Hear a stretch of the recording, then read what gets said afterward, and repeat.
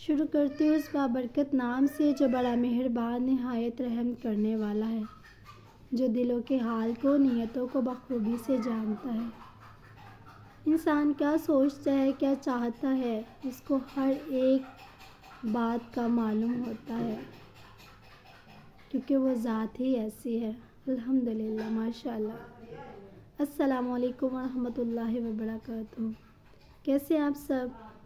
امید ہے خیریت سے ہوں گے، ایمان کی سچی حالتوں میں ہوں گے انشاءاللہ تعالی۔ اللہ رب العزت آپ پر ڈھیر ساری رحمت عطا فرمائے، آمین ثم آمین انشاءاللہ تعالی۔ میرا آج کا ٹاپک بہت ہی پیارا، جو ہم نماز کے ٹائم اس کی تسبیحات و تلاوت نہ کریں تو وہ ہماری نماز نہیں ہوتی بھی، وہ قبول اس بارگاہ الہی میں نہیں ہوتی بھی۔ چاہے مجھے اس ریلیٹڈ 2 ٹاپکس کیوں نہ بنانے پڑے، لیکن آئی ہوپ آپ اسے ضرور دیکھیے گا اور آپ اسے ضرور انشاءاللہ تعالی اس کو کریں گے۔ اپنی مسٹیکس، ہماری جو خود کی مسٹیکس ہوتی ہیں اس کی کریکشن کریں گے انشاءاللہ تعالی، آمین ثم آمین۔ بیسیکلی آج کا جو میرا ٹاپک ہے وہ ہے الحمدللہ، الحمدللہ رب العالمین۔ سورۃ الفاتحہ۔ ڈیورنگ نماز میں ہم سورۃ الفاتحہ یہ سورت نہ پڑھیں تو ہماری وہ جو نماز ہے وہ اللہ رب العزت کی بارگاہ میں ایکسیپٹ ہی نہیں ہوتی بھی۔ بیسیکلی تسبیحات میں بھی اگر آپ دل سے اللہ رب العزت پر تقویٰ کر کے سچے دل سے ایمان لا کر الحمدللہ کی تسبیح کرتے ہیں نا، تو اللہ رب العزت آپ کی ہر دلی دعائیں قبول فرماتا ہے، آپ کی ہر پریشانیوں کو ٹال دیتا ہے، دور کر دیتا ہے۔ وہ غفور الرحیم ہے ہی ایسی ذات، وہ پاک الہی ہے ہی ایسی ذات جس نے ہمیں اس دنیا میں بھیجا اپنی عبادت کے لیے۔ اللہ رب العزت کی کن کن نعمتوں کا شکر ادا کرے،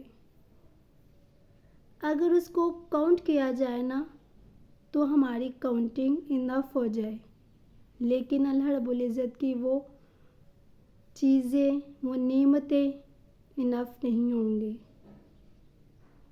اس کے ریلیٹڈ آپ سے سیکنڈ ویڈیو میں بات کروں گی، بٹ یہ جو الحمدللہ رب العالمین، الحمدللہ، اونلی ون ورڈ الحمدللہ، اس کے 8 ہی حروف ہیں، الف لام میم دال، اور اس کے پیچھے کیا وجوہات ہے، کیا تفسیر ہے اس کی الحمدللہ کی۔ سمپلنگ ورڈنگ میں اگر آپ سے ڈسکس کروں تو اس کا نام الحمدللہ رب العالمین، یہ کہہ دینا دل کو ایسا سکون، راحت، اطمینان، ایسا فیل ہوتا ہے کہ ہم اللہ رب العزت کے ساتھ ہم کلام ہو رہے ہیں۔ نماز کے ٹائم ہم اللہ رب العزت کے ساتھ اٹیچ ہو رہے ہیں، بات کر رہے ہیں۔ اور یو نو ویری ویل کہ نماز میں آپ جب سورۃ الفاتحہ پڑھتے ہیں تو اللہ رب العزت نیچے عرش پر اس کا جواب دیتے ہیں۔ آپ جب اپنی زبان سے ایک کلمہ جاری کرتے ہیں، تسبیح جاری کرتے ہیں الحمدللہ کی، تو اللہ رب العزت اس الحمدللہ کے بدلے اس کا جواب دیتے ہیں۔ میں آپ کو یہی کہنا چاہ رہی ہوں کہ جب بھی سورۃ الفاتحہ نماز کے ٹائم پڑھیں، ویسے پڑھیں بھی، چاہے اس کو تسبیحات میں شارٹ ورڈنگ میں الحمدللہ کے تمام تعریفیں اللہ رب العزت کی ذات کے لیے ہے، تو اسے ٹھہر ٹھہر کے پڑھیں بھی، نوٹ اسپیڈ. ہم کیا کرتے ہیں، ہم اسپیڈ میں پڑھ لیتے ہیں الحمدللہ رب العالمین، تو کیا اس کی ورڈنگ چینج نہیں ہو جائے گی؟ کیا اس کے میننگ چینج نہیں ہو جائیں گے؟ توبہ نعوذ باللہ، ہم سے اتنا بڑا گناہ نہیں ہو جائے گا؟ اس کی ٹوٹلی میننگ، اس کی ٹوٹلی تفسیر، تشریح، ہر ایک چیز اس کا پوائنٹ آف چینج ہو جائے گا. ہم تو ایسا نہیں نہ کرنا چاہتے. ہم تو نماز میں کھڑے ہوتے ہیں، قیام کی حالت میں کھڑے ہوتے ہیں اللہ کو راضی کرنے کے لیے نہیں. تو جب اللہ ہی راضی نہیں ہوگا تو پھر کیا فائدہ؟ میرا آپ سے یہ بات کرنے کا مقصد یہ تھا کہ الحمدللہ کو ٹھہر ٹھہر کے پڑھیں، بیکوز اس کا جواب اللہ رب العزت دیتا ہے. آپ کے منہ سے جب سورۃ الفاتحہ نکلتی ہے تو اللہ اس کا جواب دیتا ہے. ماشاءاللہ، سبحان اللہ. میں نے آپ سے یہ بولا کہ الحمدللہ کے 8 ورڈ، 8 حروف، اور الحمدللہ قربان جاؤ اس ذات پر، اس رب العالمین پر، غفور الرحیم پر، جو واحد ہے، لا شریک کالا ہے. اس کے سوا کوئی ذات ایسی نہیں ہے جو بنا مانگے ہمیں عطا کرتی ہے. اور 8 ہی جنت کے دروازے ہیں. اگر الحمدللہ کے 8 حروف ہیں نا، تو جنت الفردوس کے بھی 8 ہی دروازے ہیں. جانا چاہتے ہم سب. ہم مسلسل کنٹینیو اللہ رب العزت سے دھیمی آواز میں، چھپ کے، دل ہی دل میں اللہ سے وہ دنیا مانگتے ہیں، وہ جگہ مانگتے ہیں، جنت مانگتے ہیں. تو کیا ایسے ہی بآسانی سے ہمیں جنت مل جائے گی؟ یہاں پر دنیا کی چیزیں پانے کے لیے ہم کتنا کچھ کرتے ہیں. تو اللہ تو آپ کو اتنی محنت، اتنا کچھ کرنے کی بول بھی نہیں رہا. جسٹ کیا کرنا ہے، 5 ٹائم پریئرز، سورۃ الفاتحہ عقیدت کے ساتھ پڑھنی ہے، اس کے یقین رکھ کے پڑھنی ہے اس پہ. موسٹلی آج کی ہماری عبادتیں ایسی ہو چکی ہیں، دکھاوے کی عبادتیں، جھٹ پھٹ کی نمازیں پڑھ لینا، سجدے پہ سجدے کر دینا. میں نماز کے ریلیٹڈ آپ سے ویڈیوز بناؤں گی اور آپ کو کنٹینیو اس کا ایک ایک ٹاپک بتاؤں گی کہ الحمدللہ سے پہلے کون سی تسبیح آتی ہے.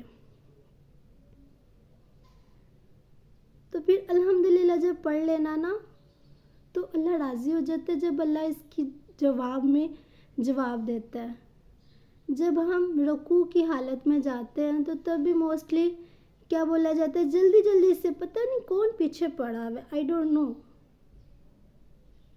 ایوری باڈی آسک می، کون پیچھے ہمارے پڑا ہوتا ہے؟ میں اپنے آپ سے بھی کویسچن کرتی ہوں. ہم جھٹ پٹ سے سبحان ربی العظیم، سبحان ربی العظیم کہہ دیتے ہیں.